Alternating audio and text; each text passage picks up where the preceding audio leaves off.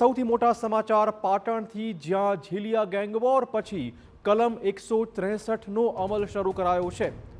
જિલ્લા મેજિસ્ટ્રેટે 24 કલાક માટે કલમ 163 લાગુ કરી છે।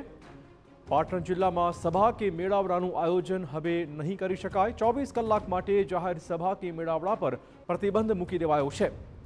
ઠાકોર ક્ષત્રિય સમાજના આગેવાન નેતાઓ અને મોટી સંખ્યામાં લોકો આજે પોલીસની કાર્યવાહીના વિરોધમાં સભા યોજવાના હતા।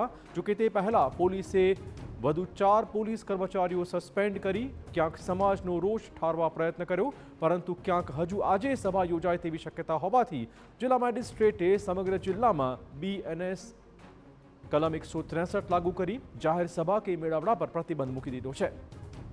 વધુ વાત કરવા જોડાશે અમારા સંવાદદાતા સુનિલ। સુનિલ, કેટલી જટિલ પરિસ્થિતિ હાલમાં જોવા મળી રહી છે?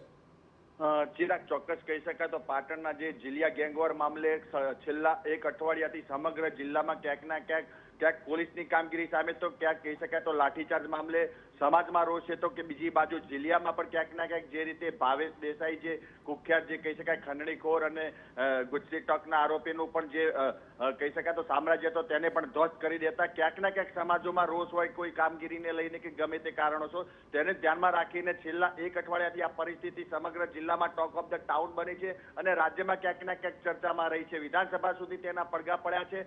દરેક સમાજના નેતાઓ પણ આ સમગ્ર મામલે દોડતા થયા છે। ક્યાંક ના ક્યાંક બે સમાજ વચ્ચે કોઈ પણ પ્રકારનો વિવાદ ન થાય, કોઈ ઘર્ષણ ન થાય તેને લઈને સમાજમાં ક્યાંક ના ક્યાંક સમાધાનના પ્રયાસો પણ શરૂ કર્યા છે। પરંતુ જે રીતે કહી શકાય તો આ સમગ્ર મામલે જે રીતે કહી શકાય તો તહોમતદારો સામે લાઠીચાર્જ કરવામાં આવ્યો હતો, જે ખૂબ જ ગંભીર પ્રકારની ક્યાંક ના ક્યાંક કહી શકાય તો બેદરકારી પોલીસની કામગીરી સામે આવી હતી।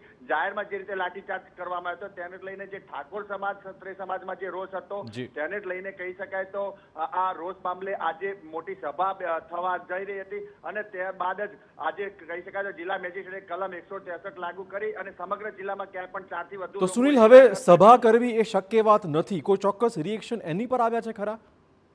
બિલકુલ ચોક્કસ કહી શકાય તો આ પહેલા સભા પહેલા જ ગઈકાલે એટલે કે શનિવારે અલ્પેશ ઠાકોર સહિતના નેતાઓ પણ પોલીસ અધિક્ષકને મળ્યા હતા અને આ સમગ્ર મામલે ક્યાંક ના ક્યાંક જે કામગીરી હતી પોલીસની તેને લઈને LCBના 4 પોલીસ કર્મચારીઓ સસ્પેન્ડ પણ કરવામાં આવ્યા હતા અને સભા મોકૂફ રાખવાનું જણાવ્યું હતું।